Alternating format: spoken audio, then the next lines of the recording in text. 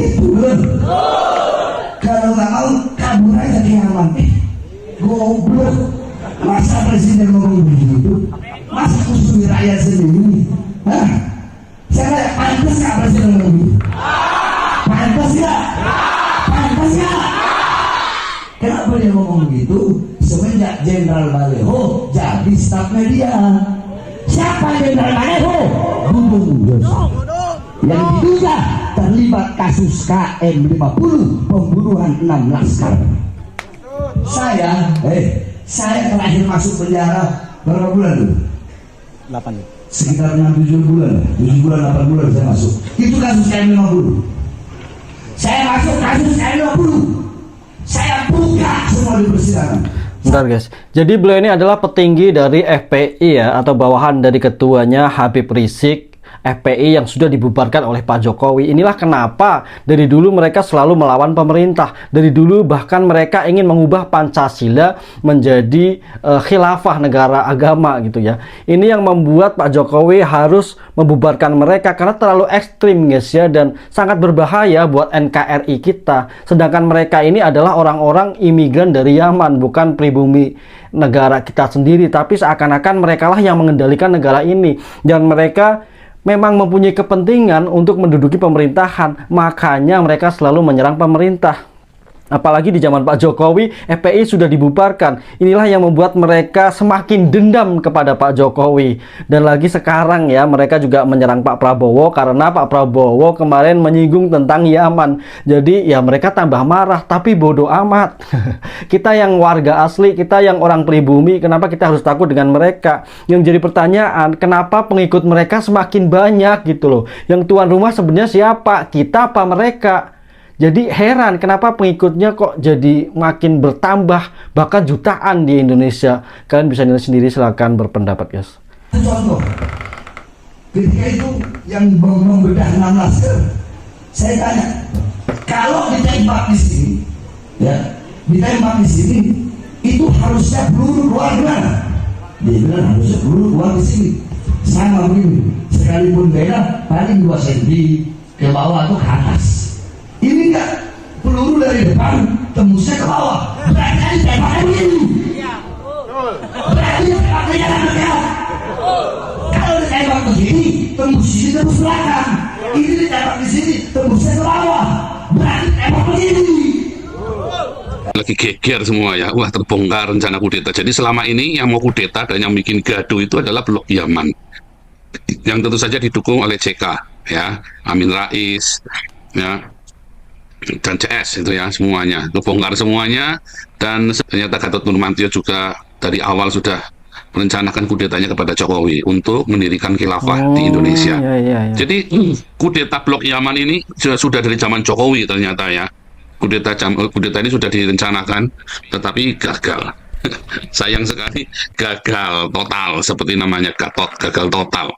Nah, kudeta ini kemudian akhirnya kebongkar satu-satu ya, dan Blok Yaman marah karena apa? Wah, itu Dudung itu yang bongkar itu ya, gara-gara Dudung nih kita semua nih kacau nih, hebat si Dudung ya. Wah, baru jadi ini ya, jadi KSP, wah prestasinya luar biasa ya, baru jadi KSP ya, lalu si Dudung bisa bikin Blok Yaman kejang-kejang ya.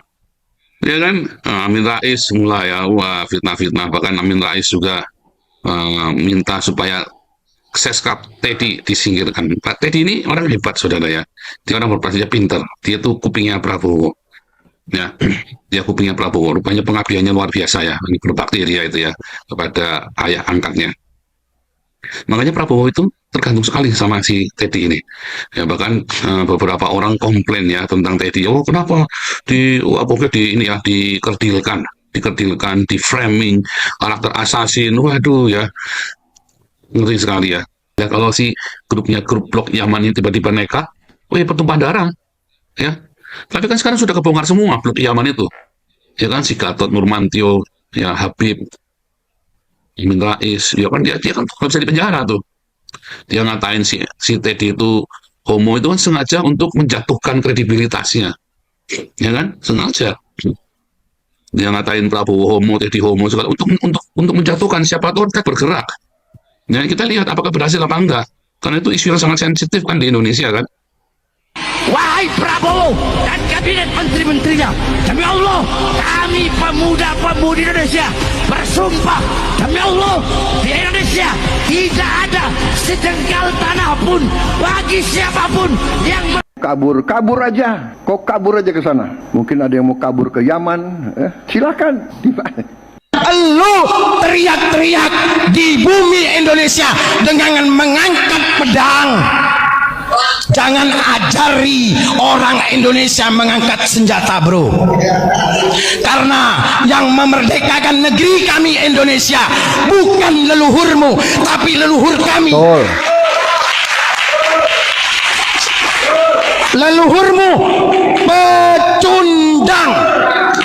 Sudah kamu ajari, kamu doktrin umat Islam ini dengan misuh-misuh. Sekarang kamu ngajari kami untuk mengangkat pedang. Kami dulu berperang melawan Belanda nggak pakai pedang, pakai bambu runcing.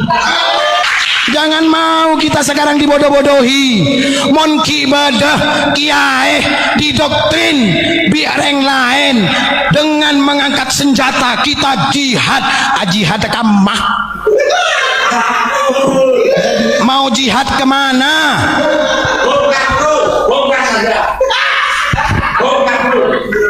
Menyerukan jihad ke Palestina. Kamu lo tidur enak kelonan sama istrimu. Kita harus yakin, kita harus yakin. Jangan mengatakan NU sudah dipecah belah. Pret. Namanya Romai Rama. Romai Rama ngomong, Habaib itu mendoktrin. Kalau Habib mau dia maksiat, mau dia zina, mau dia mabuk, tetap masuk surga. Saya bilang, saya tanya sekarang, Roma, Habib siapa yang ngomong begitu? Habib siapa? Kemarin saya lihat ada orang yang mengolok-olok Romai Rama itu. Saya sedih, Gus. Saya sedih kok tiba-tiba ada orang maki-maki Romai Rama. Saya itu sedih begitu Romai Rama dimaki itu. Kenapa? Orang yang hidup dari Romai Rama itu nggak kehitung jumlahnya.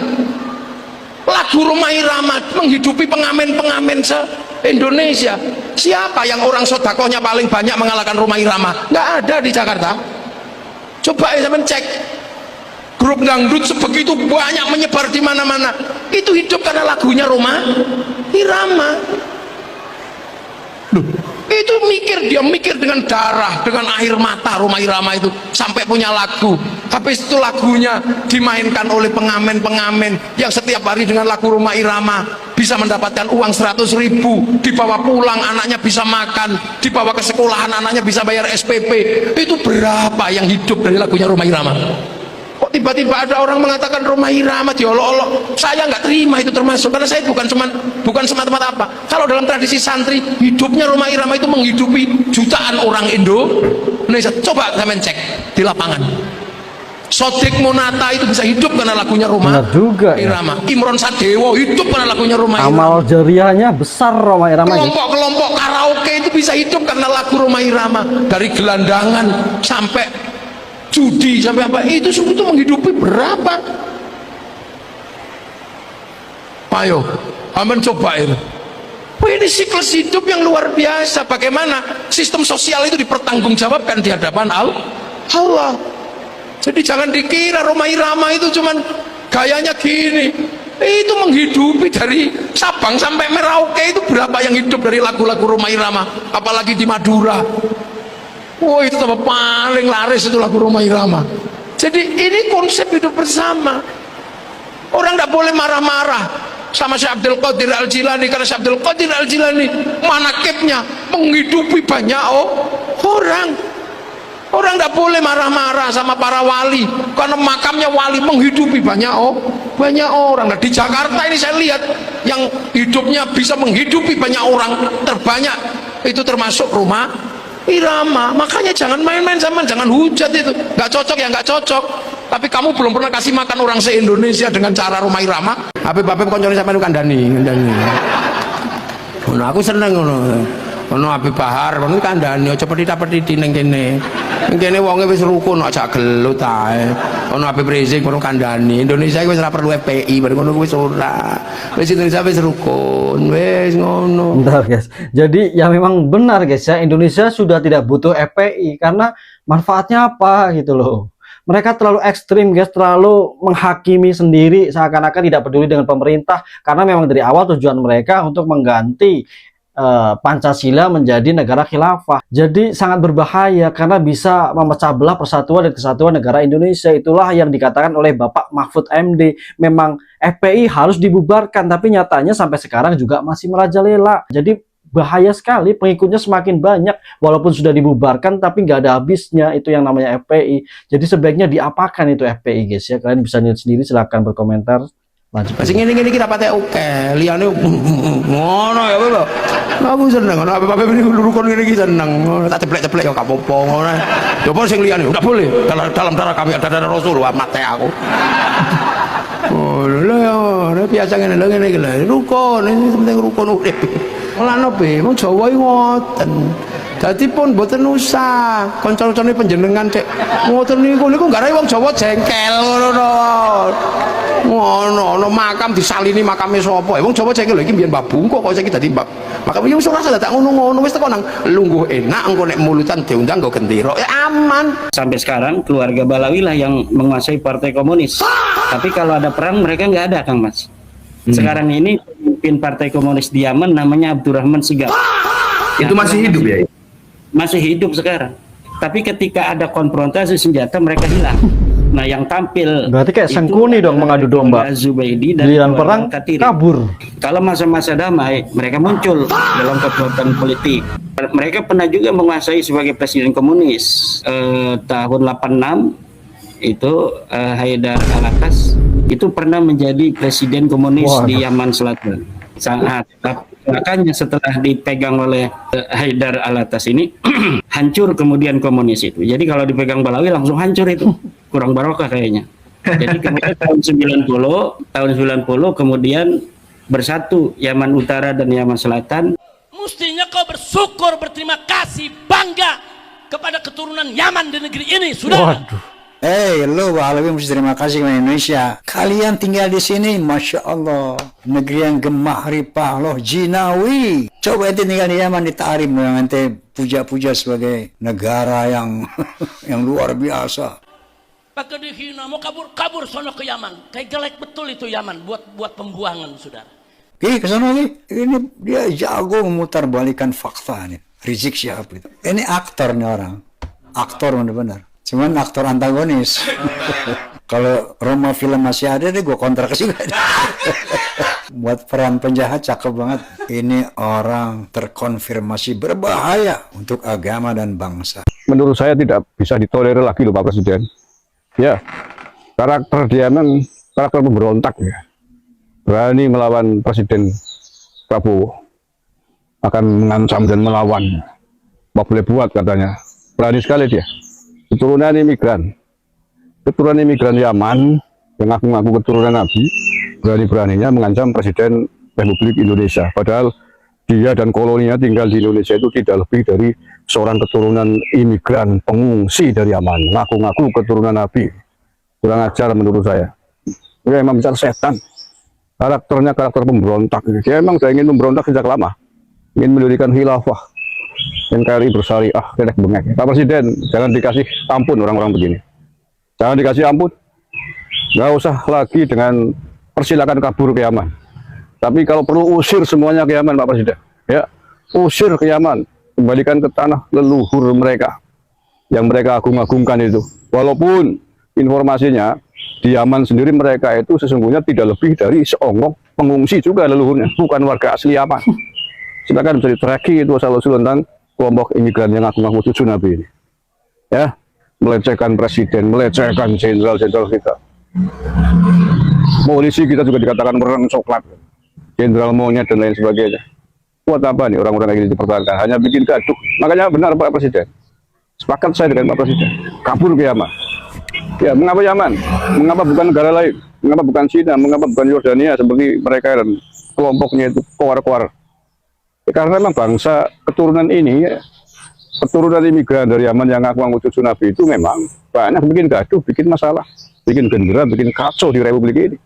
Maka sangat pantas kalau kemudian Pak Presiden meminta mereka yang bikin gaduh itu untuk kabur ke tanah Yaman, ya, kabur ke tanah Yaman ya.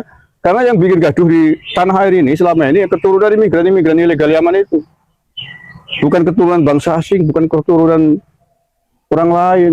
Ya masa orang keturunan imigran Yaman di sini yang bikin masalah, bikin gaduh. Jadi memang benar sekali guys ya. Mungkin ya kenapa Pak Prabowo kemarin mengatakan silahkan kabur ke Yaman. Itu adalah bentuk rasa muak ya kepada orang-orang yang sudah mengungsi, sudah diterima, sudah diberi tempat, tapi di sini malah ngelunjak.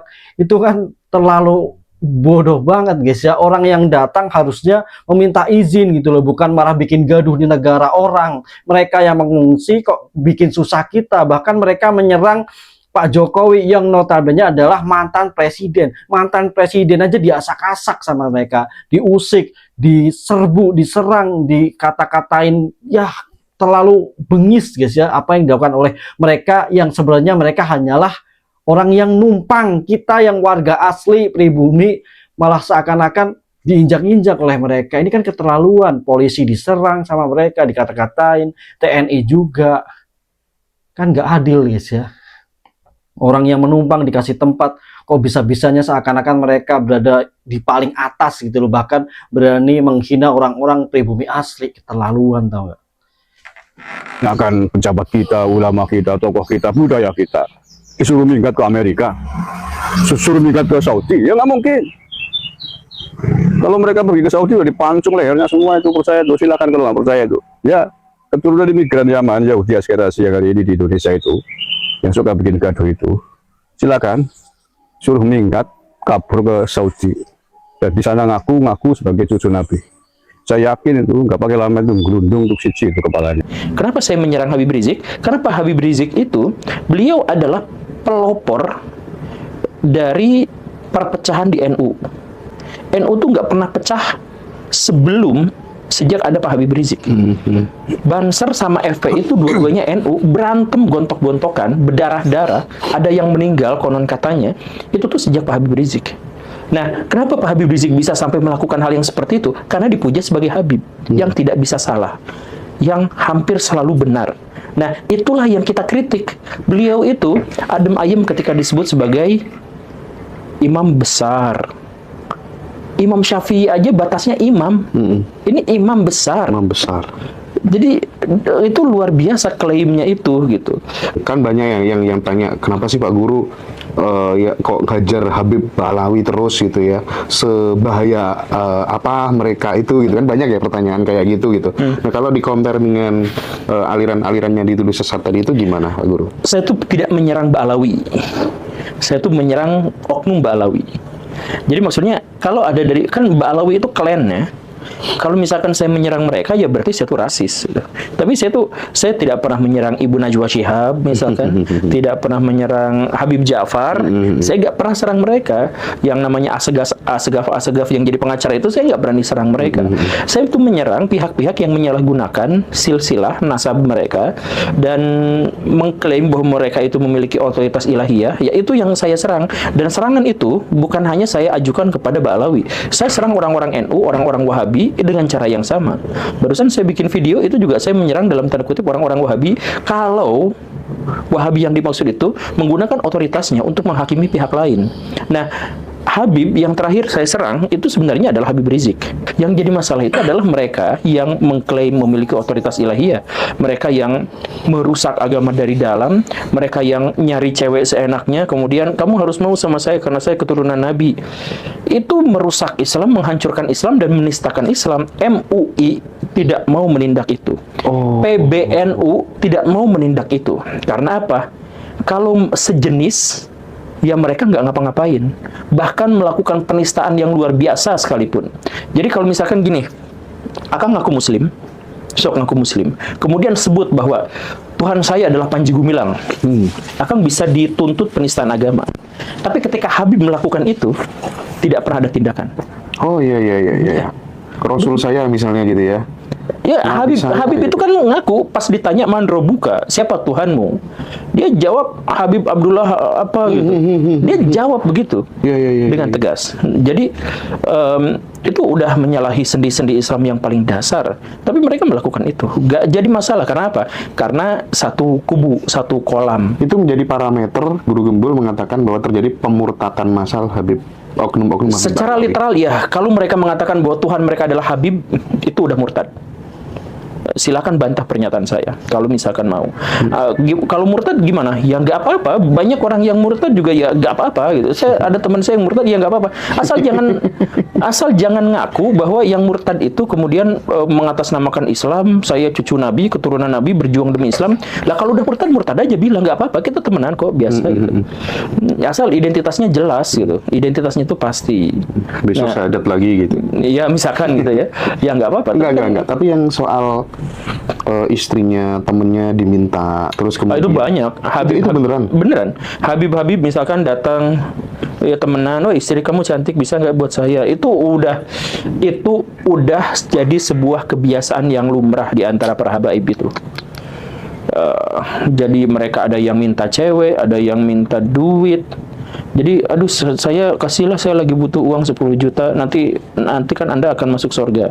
Gitu, itu jualannya tuh kayak gitu. Nah, itu yang saya serang, dan itu bukan hanya terhadap Habib, saya juga misalkan nyerang gus-gusan. Ada gus ini, gus itu yang, ada gus yang, maaf ya, ODGJ, rambutnya merah kuning hijau, kemana-mana cuma pakai kolor doang.